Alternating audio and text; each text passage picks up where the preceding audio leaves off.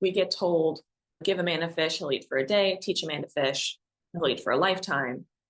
And what the military folks want is, like, in that analogy, they're like, okay, they find these transition resources and they're like, okay, just what kind of fishing rod do I need? What kind of bait do I need to put on the tackle? Like, where should I be fishing? What's the best river for it? How many should I fish a day?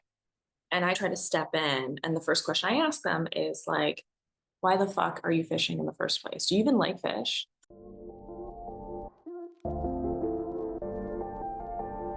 Welcome to the Aligned and Magnetic podcast. I'm your host, Lauren Ashley, intuitive business coach certified by the International Coaching Federation, and they call me the money mindset and manifestation queen.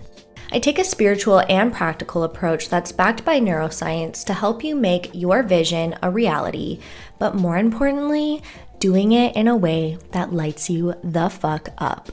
If you're ready to create an aligned, magnetic, and profitable business so you can live a life and do the work you are absolutely in love with, you're in the right place. Get ready to hear the powerful questions and raw lessons that you need to create success your way.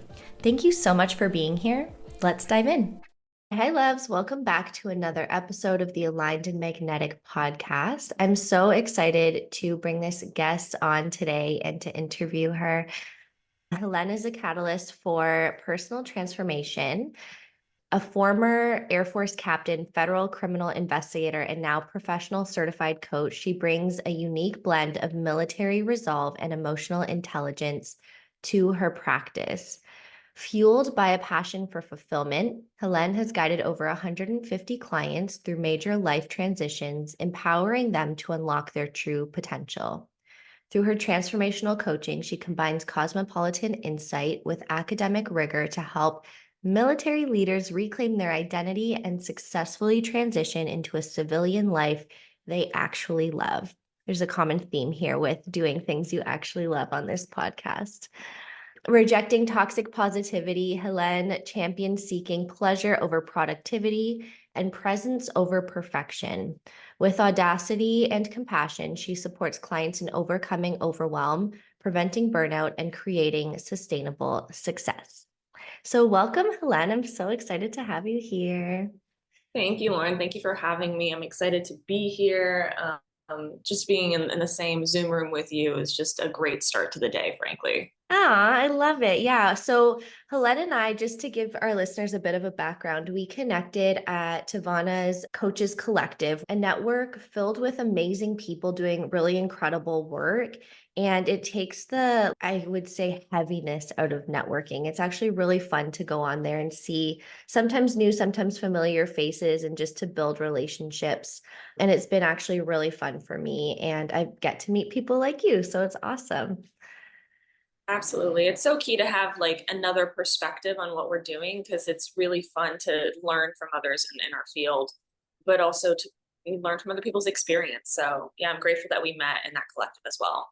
Yeah, absolutely. And also, like, so a lot of the time, people will have opportunities that maybe we're looking for, right? It's networking is such a big part of owning a business. And I think I've resisted it for so long because I've been in rooms of other people networking and I'm like, this does not feel like my people. But this is the first networking space I feel like where I'm like, okay, these people are legit. Like, I like these people. So yeah, it's great. Okay, so I'm super intrigued about your story. I know when we connected one-on-one before booking our interview, it's so funny because we really aligned on, I don't know if it necessarily like framework, but like our pathways are similar, but just in very different contexts. So can you tell us, and I'm so intrigued about the military, how you went from military to being a coach. So can you tell us about your backstory and where you're coming from? Yeah, I was in the military for 8 years, active duty in the Air Force, the US Air Force. And I got out officially last July. So July of 2023 for the listeners who are listening later. And I actually started coaching 3 years before I got out.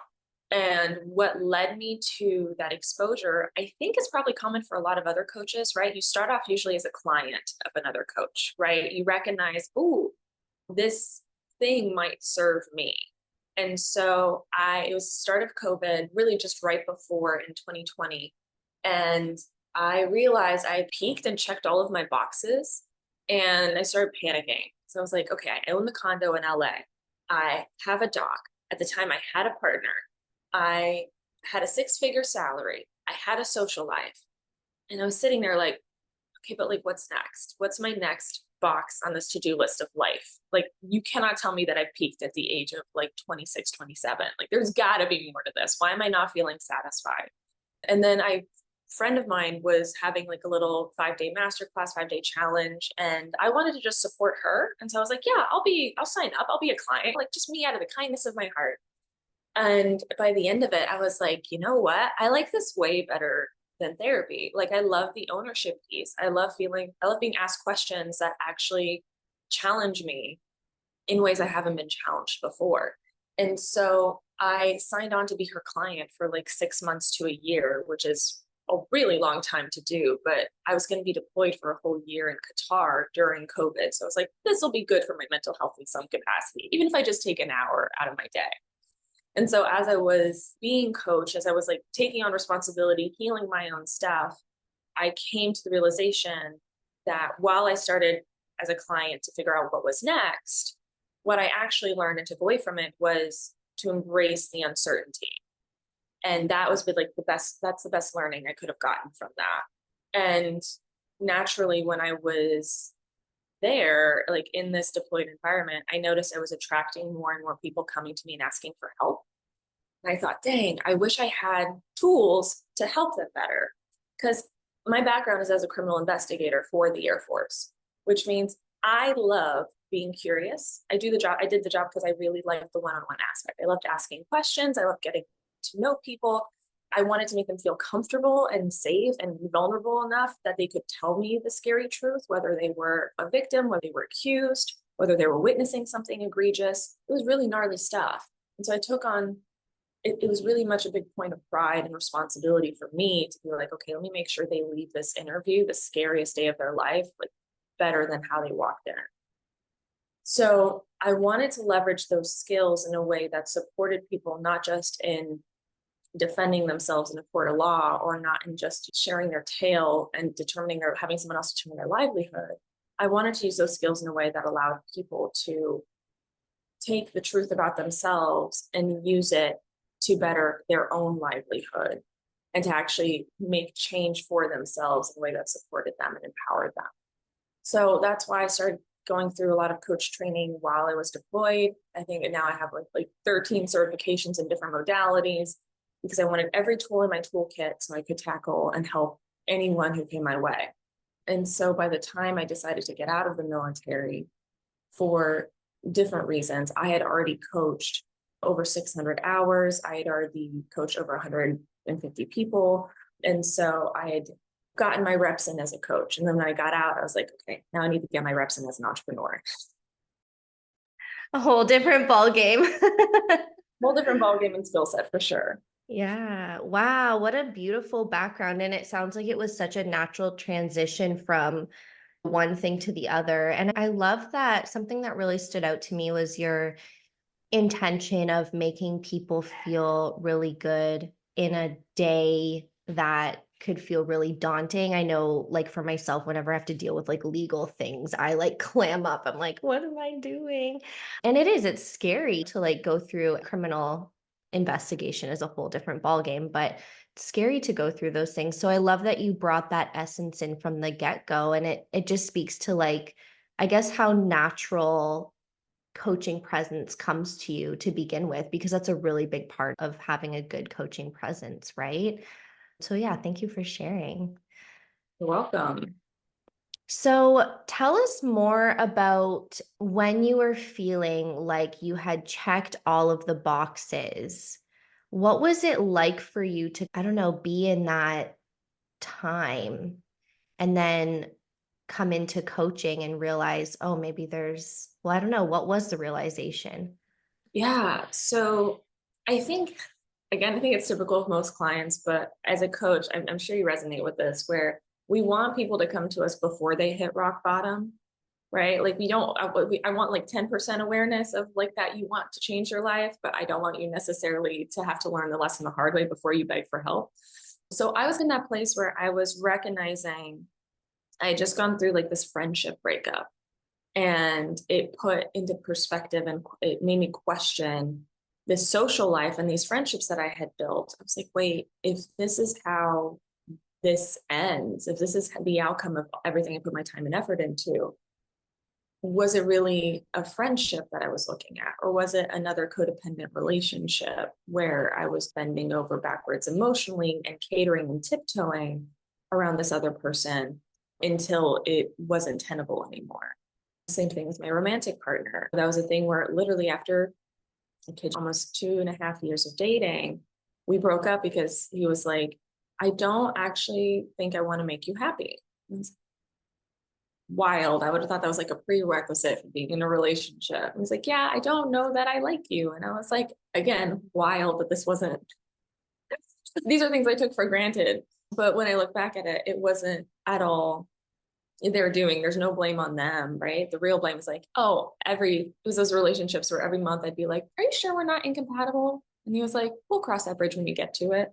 And so at no point was I actually listening to what I kept telling myself, which is, Helene, this is not a compatible relationship. Why are you not making the move? And I kept delaying and deferring my power to someone else making those decisions. Same thing with the friendship breakup. So I noticed this pattern of, as confident and strong and independent of a woman I was, I kept like bequeathing my power out of consideration for others. I didn't want to be the bad guy. I didn't want to be mean, especially in my closer relationships.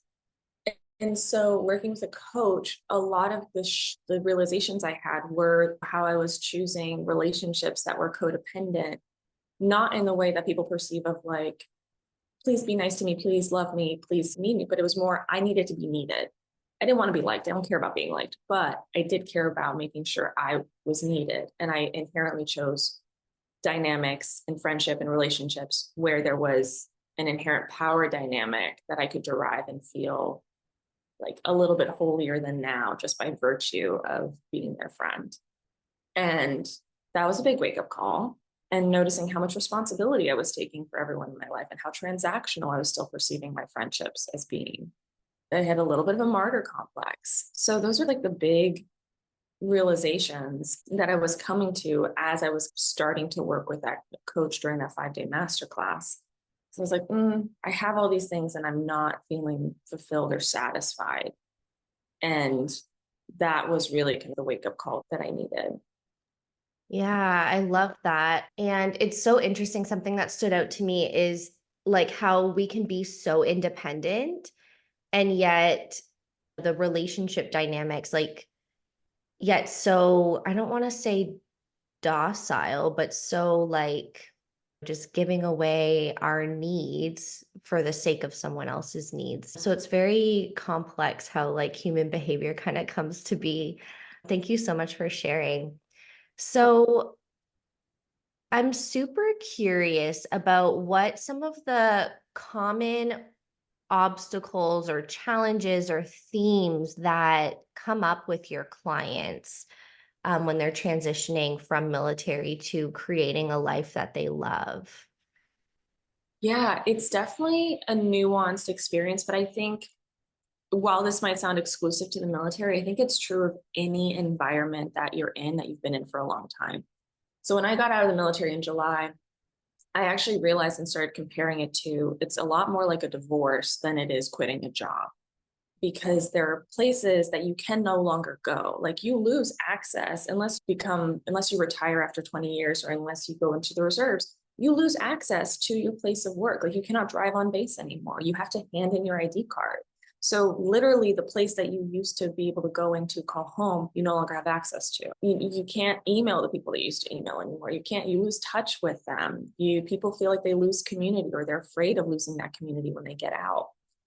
And so there's that experience of, I am making the decision because it's the best decision for me.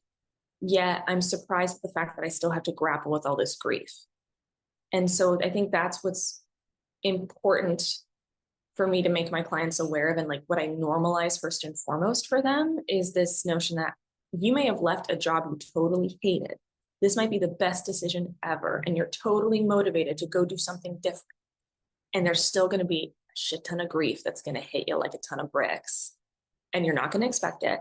And you're going to be confused and you're going to judge yourself for it. But again, much like leaving a bad, negative, toxic relationship, whatever it may be, there's a part of you that used to love that. There's a part of you that wanted you to join the military. There's a part of you that liked that relationship that you had. And so it's grieving that old version of yourself that used to tether so much of your identity to that experience.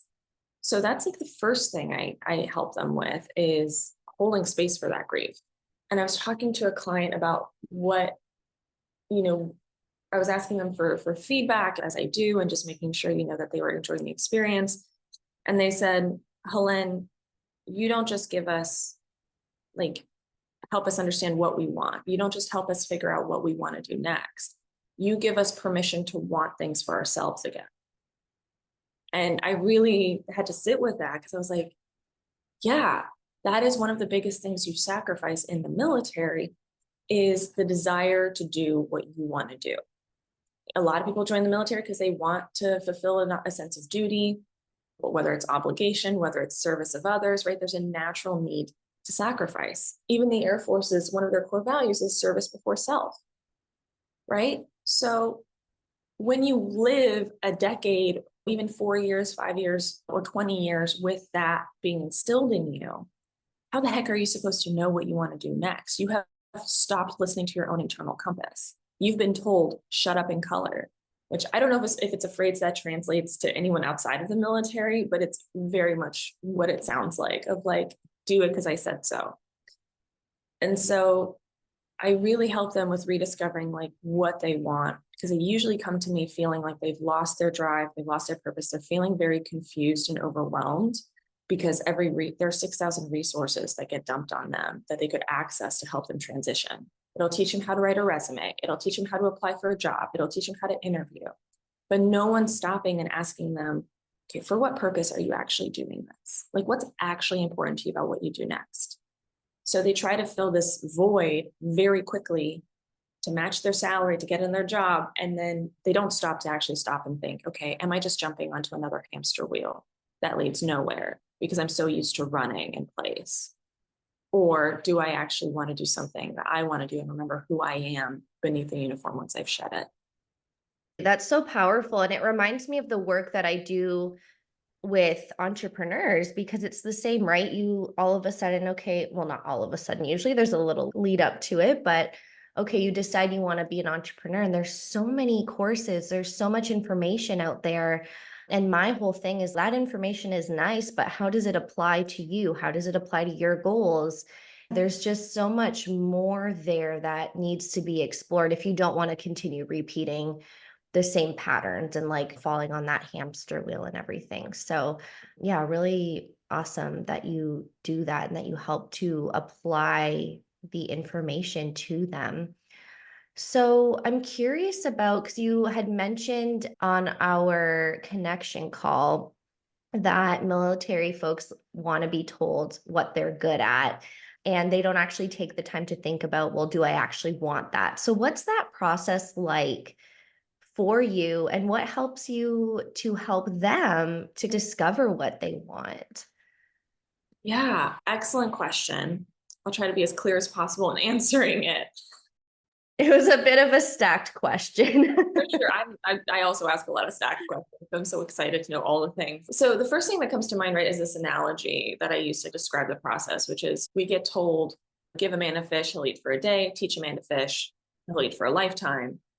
And what the military folks want is in that analogy, they're like, okay, they find these transition resources and they're like, okay, just what kind of fishing rod do I need? What kind of bait do I need to put on the tackle? Where should I be fishing? What's the best river for it? How many should I fish a day? And I try to step in. And the first question I ask them is why the fuck are you fishing in the first place? Do you even like fish? Do you even you don't even what are you doing here? Why fish in the first place? You were told that's what you had to do, but you don't even like that. So why are you spending all this time and energy on something that you're told you will be good at or told that you are supposed to do without ever actually checking in with whether that's something you want and whether that aligns with who you were before you started this journey? So in terms of how do I take them through that, I think one of the first things I do is, and it's the hardest question they ever have to answer, right? It's the first one I ask of like, what do you want by the end of our time working together? And all of them so far always cite confidence, which is probably something we don't expect when you talk to like big, strong military leaders. But they define confidence as truly being comfortable and decisive in whatever they do. Again, I wasn't expecting military folks to think they're indecisive, but they feel indecisive because they set their expectations for themselves so high that it puts the pressure on every decision they make, right? They've learned every decision you make could impact 10, 20, hundreds of people. And so they're in this analysis paralysis day to day. And then in their own life, they're like, they know how to look at consequences, but they have stopped looking for opportunities and hope and what the possibilities are of those things. So when they tell me they want confidence, when they tell me they want to feel like purpose again and they want community, what I work on is helping them figure out, okay, not just what's important to you about all those things, but if you had those things, who would you be? Like, what would be your qualities and characteristics, your best on your best day, when you feel the most comfortable, even today, when you feel like you can just be yourself? Who are you in those moments? And one they rarely cite when they're at work. There's never a time when they're citing, I'm at my best when I'm at work and doing this. They're like, no, like when I'm at home, when I'm in the woods, when I'm with my family, here's who I want to be. And so having them kind of anchor into those qualities and characteristics and setting that as the goal in the future of saying, hey, this is you underneath all of the layers that have been caked on, all of the social expectations, the social constructs, the contracts that you've literally signed and like figuratively signed by being in the military. It's a lot of unlearning the stuff that no longer serves them. And so a lot of my work, as I'm sure with yours too, is just like, what did you hear and what did you take it to mean? And do we still need to believe that? Is that actually serving? Or can we swap that out for a belief that actually serves you? Let me know if I didn't answer your question fully, because I know there were like 3 questions in there and I may have forgotten the third one. I don't even remember what my questions were at this point. So it was perfect. The great thing about me is I'll ask questions and wherever the conversation goes, I go with you. It's perfect. Yeah, I agree. You're lovely in that regard. Oh, thank you. Now I have to remember. Yes. Okay. So I was drawing parallels because it's so interesting. Like I can totally see how I'm going to use the word indoctrination from the military can create that mentality.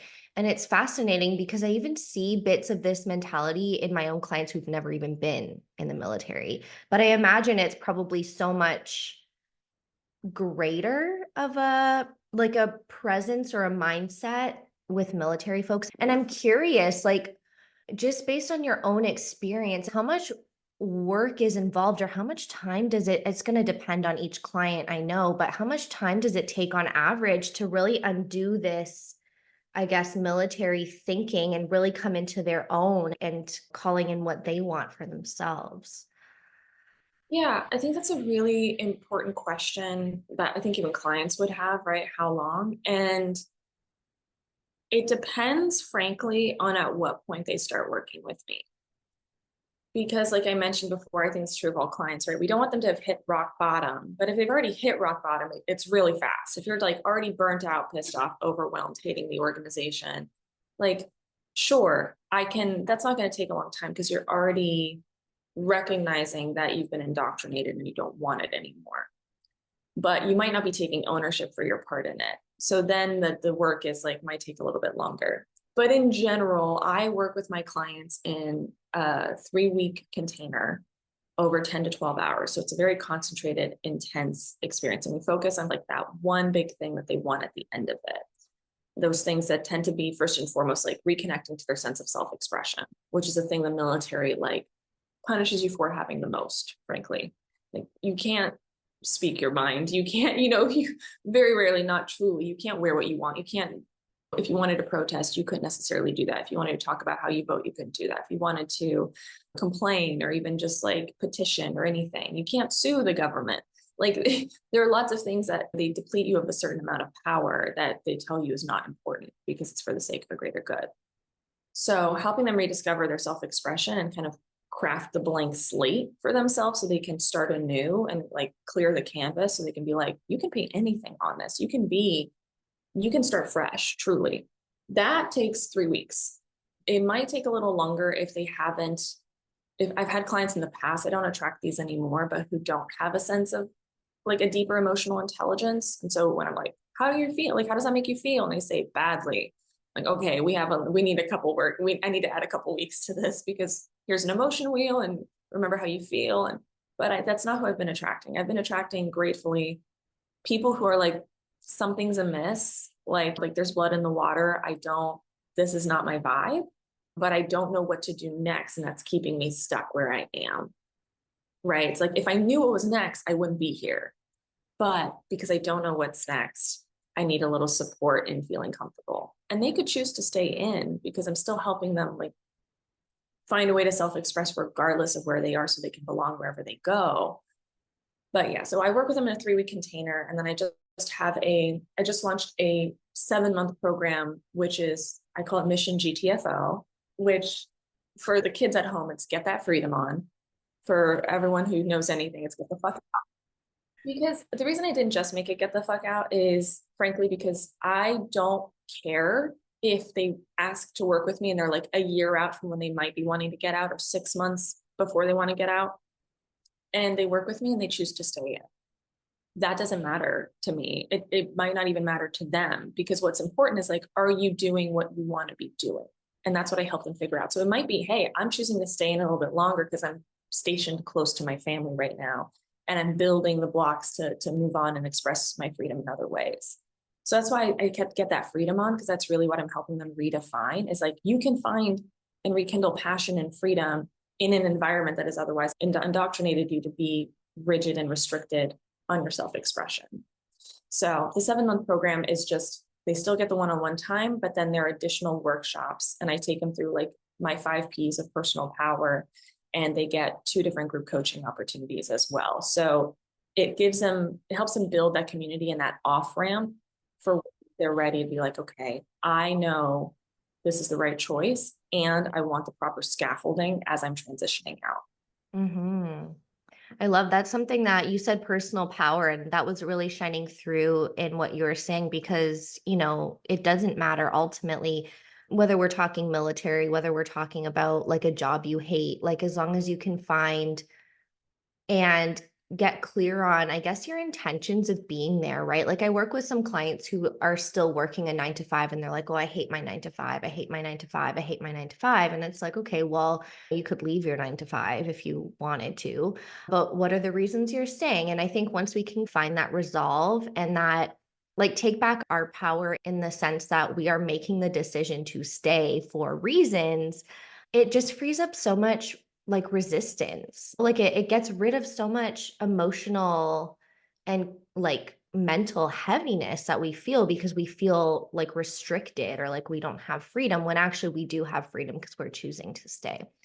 That's brilliant what you just shared about I like, don't know where that rant came from. no, it's perfect because we're talking about like, regardless of what they actually end up doing, helping them own that they're doing what they want, whether they admit it to themselves or not, is like the biggest thing. Like, I'm a big proponent of everything we do has an unconscious motivation behind it. Even if our worst habits, there's a reason we're still doing it. You might not know the reason, you might not like that reason, but you're stuck on this programming. And so helping people see that is so tough. I was wondering, Lauren, like, just what is, from what I've said so far, like what is one of the common like transition sticky points that you would notice between your entrepreneur clients and some of the military folks? Like what are you hearing so far that they have in common? I would definitely say pretty much a lot of things. When it comes to defining what do I want, I think on a general sense of society, not just military, but I feel like a lot of people, since starting in school, we get told what to do and how to do things. And I know, I feel like you would know this because you've done significant coach training, but we were like taught to stop asking questions and to just learn the material. And if you have a question, well, here's the right answer. And there was no really opportunity for challenging or like, well, what about this? Or like asking those curious questions, they just get shut down.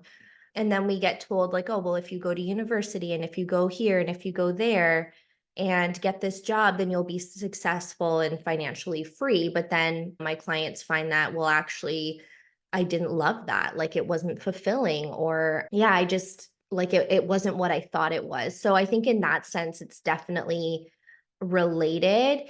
The other thing that I heard too was just starting to ask those questions for themselves and not redefining, but really getting clear on what their values are and what they want to create. And then something that I also coach my clients on is like, okay, well, how do we become that now? Like, despite your conditions of feeling restricted, despite your conditions of feeling this, and that person did this, and so that made me feel this way. Like, okay, let's hold space for that. But then how do we want to be through that? Because we can't change what other people do or what other people say to us. We can only change how we feel. So we can either choose to allow that to impact our day, our week, our month, like how we exist, or we can look to like, okay, well, I often refer to higher self. So like, what does my higher self say? How does my higher self act? How does my higher self respond in these situations, knowing that this over here is actually where we're headed and this where we're at is just temporary? Does that make sense? Absolutely. Makes perfect sense to me. We speak the same language. We do, yeah. And so it's funny because like you mentioned higher self, I know what that is, but it's something I have to be cautious with when you work with different clientele, right? I know this, like, but they always cater your language. Like, I know what higher self means because I've been doing a lot of work, right? But it's like when I'm talking to military folks, if I were like, I think it's one of the reasons I finally accepted to work with the military folks, like intentionally, because I was coaching literally everyone from 16-year-olds to like 85-year-olds. Wow. I wanted all the experience. I wanted to know coach everybody. And I finally got to a place where I was like, okay, I'm willing to work with the military folks again, intentionally, because that's one who I'd been coaching by virtue of word of mouth anyway. But also because one of the things I try to do best is when I started coaching, like if you had come at me with like what I know this when I say this phrase, but it's always hard, but more like holistic or woo kind of language. It goes like right over your head. If you would come at me, like I didn't know what an like I was like, intuition, what the fuck are you talking about? Like when I first started, and I have to remember I have to communicate to that version of myself. Yeah. It's like I was hoodwinked into suddenly like meditating and believing in the higher self and like my more of a spiritual connection. But I like that I can still speak the jargon and connect with maybe the more analytical, literal minded. They still have very strong blinders on. And so if I come at them with like any kind of spiritual or esoteric concept, they're gonna be like, The fuck are you talking about, lady? so, but it's fun because I love that it's definitely it's always a both and. It's just sometimes like which do you tackle first, right? Yeah. I can just see you over there like, this is where we're actually going. Yeah, exactly. When I get a text that's like, hey, your meditation just like got me through like my week, like, and I listen to it like anytime I feel overwhelmed, I'm like, yes. But if I were, hey, yeah, you get a free meditation, they'd be like, no, I'm gonna go do an ice bath and like, because a dude with no shirt on told me that was a good idea for me to be tough, and I'm like, you don't need to be tougher, you need to be softer, guys. That's not the issue. I applaud you for like remembering where you were and being able to still communicate to that. My brain, I feel like, I think this might be related to human design, but I have an open mind.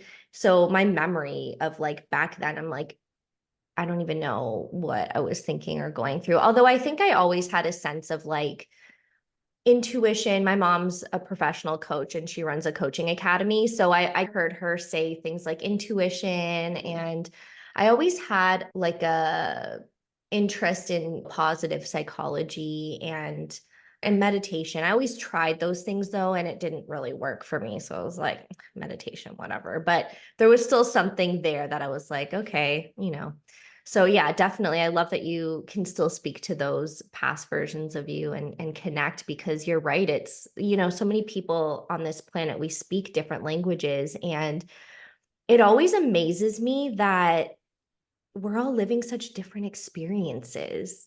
My experience is so unique to me and yours. And when I think about it that way, it's mind blowing that people don't know everything that I know, and vice versa, that I don't know everything that you know and everyone else in the world. Anyway, it's just, yeah, very interesting. No, I love that. And I love that I didn't know that about your mom. So I love that you kind of have a full circle experience. That's really cool. Yeah, we actually teach together now in her coach training academy, which is really cool. And we help people become certified coaches, which is just a fun thing to do on the side. I really love teaching coaching skills. Yeah. So I remember in our connection call, this question has been like looking at me. You were talking about the first time that you were vulnerable and the power behind being vulnerable. Do you feel called to share a little bit about that experience? Yeah, absolutely. So remember how at the start I said, like, how far back in the origin story do we go? And the truth is, I wouldn't have ever sought help from a coach if I hadn't years prior. I'm trying to do the math, but it shouldn't matter. Maybe 6 years prior to when I first started working with a coach, I had this life-changing experience of my mother passing away. So I hadn't even turned, I was 20 years old, I think maybe 19, going on 20. And my mom passed away when I was abroad in a foreign country studying. I was volunteering at an orphanage in Tanzania, and she passed away. And I knew she was like I knew that she'd been told that she wasn't going to live a long time. And my relationship with her was solid. And she was very much like my best friend growing up, truly a codependent relationship in there.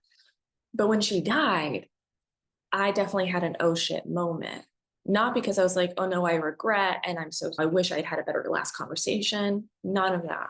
I was opened up by the fact that I realized I had a lot of feelings about the family I had left and not being comfortable with that, not really finding anywhere safe to be vulnerable. And I realized the only person that I would have felt comfortable talking to about the fact that my mom had died was my mom, and she was gone. So I was stuck in this deep pit of what the fuck, and I was crying uncontrollably, and I couldn't like stop. And at the time, I was someone who had never cried in public. No one knew how to give me help because I very much had the reputation as the strong one who helps everybody else. And so it took 6-7 months before I was like, okay, I can't keep crying myself to sleep. Like, my roommate is wonderful, but she doesn't deserve to like hear me crying myself to sleep every night, because I was trying so hard to just deal with this myself and I didn't know how. And I finally reached out for help. But my university had a grief counseling program, and luckily they had a group grief counseling program. And classic little martyr me, I was like, well, at least if I do it in a group, maybe my presence can help them. Right. Like, I was like still justifying, Classic. like, maybe I can help others and that'll get me in the door.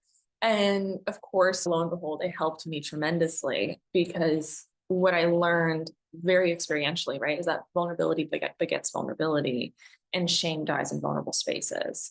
So it created my true first safe space, and realizing, oh, you can have a safe community. You can create a sacred space where the more I talk about something and just being able to share it and be seen and heard and understood was instrumental in my healing journey.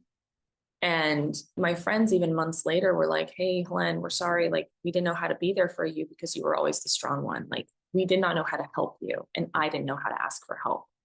So my biggest lesson when my mom passed away was really like recognizing the hardest thing I ever had to do was ask for help. And the most powerful thing I ever did was choose to be vulnerable. And from that point on, I began this journey of like tackling my vulnerability and doing it in such a way that I saw it as a superpower and not like a vulnerability and weakness, because it's so transformative and I think it's inspiring. So Absolutely. yeah, and also like deciding to be vulnerable and then going and joining the military is not like necessarily a great People don't love vulnerability in the military, as it turns out, right? Because they really see it as like a weakness. And you're like, Yeah. you goofball. Yeah. Totally. Yeah. Yeah, it's so fascinating. Thank you for sharing. And I'm so curious because I can relate to you that I also feel like I'm always the strong one. I'm always the one that's like helping others. I notice like a lot of people will come to me. And I remember when going through my divorce, I felt like no one was checking in on me. And I was like, what the fuck? Like, where are all of my friends at? Like, does no one care that I might be like, going through a hot ass emotional mess right now? Although it's so interesting because I was super happy at the same time. And that's something actually I wanted to bring up earlier when you were talking about leaving the military, because even though you're determined and your mind is made up, and even though like you might have a happier life on the other side, there's still a huge emotional process to go through. And that's exactly what was the case for me. I was super happy with my new life, but my emotional and arguably my mental state, I feel like, was in shambles.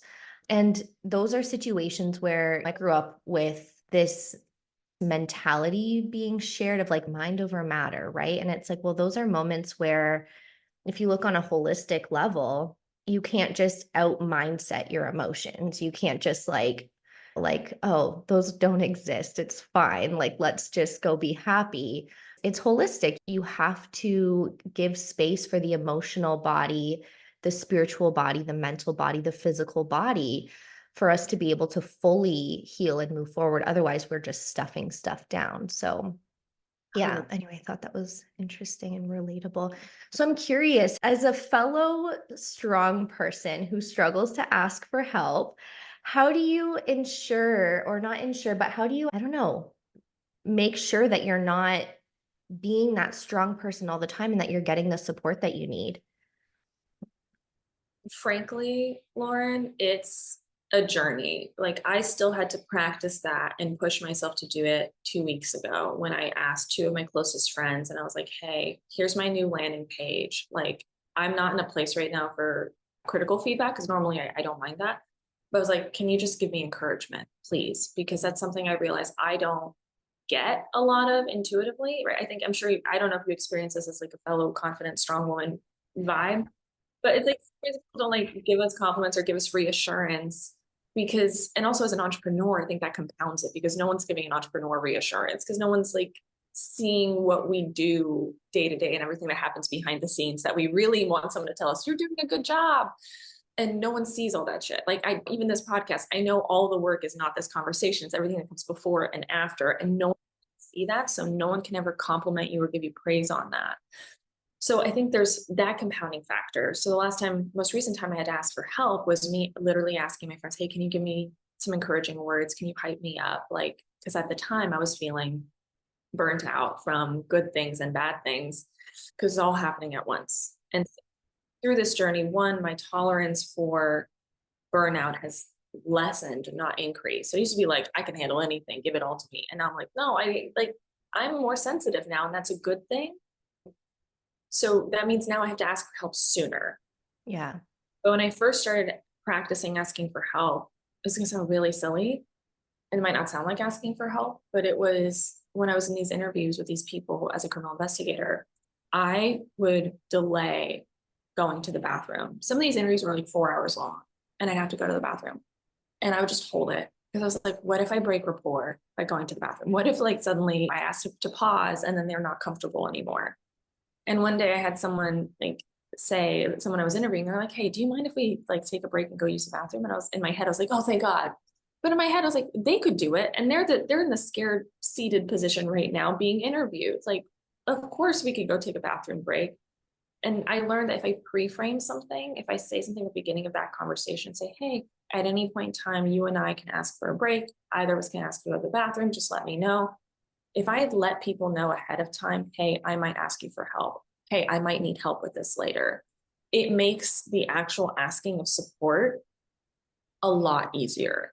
But that's where I started. I started with asking for a bathroom break in a professional job where I held all the power technically in that dynamic. So that's how far I had to come. Um, Yeah. yeah, so that's really how I try to do it and leverage it is pre-framing, letting people know, hey, this might be something that I need. And also phrasing it in the form of a question, right? Mhm. Like, do you have space for this right now? Are you in a place to help? Or having multiple people in the community. That was something I had to deal with when I was very much experiencing compassion fatigue in the desert when people were coming to me for help. I realized all my friends, like a lot of my friends were going through crap. So I felt like I couldn't turn to them for help and support. Yeah. And so having multiple people where it became like a circle. So it wasn't everyone leaning on me. It was like, okay, like if they're all leaning on each other, then there's one person I can maybe lean on and then they can lean on someone else. And that's supportive. The last thing I'll say is get a professional, like Yeah. therapist, certified coach. Like if you really feel like there's no one that you can turn to in your immediate environment and feel safe to ask for help, like the hardest thing you're ever going to do is schedule that call, that first curiosity call, that first discovery call, that first appointment. That's the bravest thing you're ever going to do. It's the most courageous thing you're ever going to do. If you can find a way to rip that band-aid off without having hit rock bottom first, that's a true investment in your future mental health.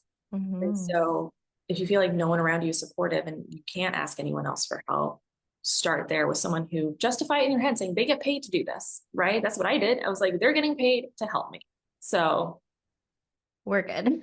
We're fair. Yeah. I love that. Thank you for sharing. I'm sure a lot of listeners will be able to relate because we tend to attract the people that are most like us. So I know that there's other strong leaders, women in listening to the podcast. And yeah, I think that's a really big, just like a big takeaway. I had to reach out to a friend yesterday. I finished work and I had like a mental breakdown and I was like, I need to book an online session with you, please. And she was like, okay, send me in a voice note so that I know like where you're at and I can prepare. And I was like, well, I just feel like I'm hitting my breaking point. So that's it. Bye. this is so relatable. Obviously not laughing at you. It's just like, Yeah. So anyway, it's super helpful to have connects. And also, like, if you've never done the work before, just, yeah, reach out and I don't know, do like research and start looking into it because it's so life-changing to have the support. And I'm a huge believer that we can't do everything on our own. And we're living in a society that's very individualistic, and it's not the way that humans or mammals were designed to live. So, this has been such a great conversation. And I feel like I have so many more questions and things that we could dive into, but I'll leave it for now. My last question to you is, what does alignment mean to you? yeah. So alignment to me is being congruent with what I'm doing, what I'm saying, what I'm feeling, being honest in that self-expression, and ensuring all those things are rooted in my values and knowing that those values can change, right? So it's not this permanent thing. And my alignment today is not what aligned looked like 5 years ago. It's not what aligned is going to look like 5 years from now. And so I just want to clarify, when I say values, I really mean my unconscious priorities, right? Like I decided to move here and live with family because family was a big value for me. That was not a value for me for the last 30 years of my life until 2 years ago. So every decision I made from there felt like I was in alignment because it was rooted from a place of, is this scratching the itch of what's most important to me? And is everything I do, from my behavior, my actions, my words, my choices, is that congruent? Is that lining up with what I actually want most in this moment? Not necessarily forever, but in this moment. So yeah, alignment is really, and that's a feeling of groundedness, right? When you're like, I'm not nervous, I'm not anxious, I'm not worried, I'm not in the future, I'm not in the past, I'm actually present to what I'm feeling. You can be aligned to the millisecond, in my opinion. It's Hmm. a matter of being present and being aware of where you're at and making your next step being based on where you are and not just where you think you should be or where you've been in the past. Right. Yeah, I love that because that the word presence was really coming through as you were explaining. And then just like owning where you're at, honoring where you're at is so huge as well to be able to work through those moments to be able to get to the other side. So thank you so much for sharing. Thank you for being here. I'm going to post your links in the show notes. Is there anything that you want to highlight for us? No, you can find me at Helene Can Help, Helene CANHELP. If you just Google that, you'll find my Instagram, which is a great way of like getting to know me and see me be goofy for no reason. You post great content, so I definitely recommend following. It's definitely atypical sometimes, or I'm like, this is very much off the cuff, lots of metaphors. Yeah, so that's a great way of like getting to know me and following along. You can also find my website for more information. Um, but that's really it. I just want to thank you so much, Lauren, for having me. Yeah. Thank you for being here and for being vulnerable and sharing your story. I really appreciate it. Yeah, it's how we build connections, how we build community, right? That's the Absolutely. beautiful thing about it. So thank you for being curious and asking questions Yeah. and creating a space for me to share. I'm really Yeah. I'm so grateful for you too. Thank you. And we'll see you in the next episode.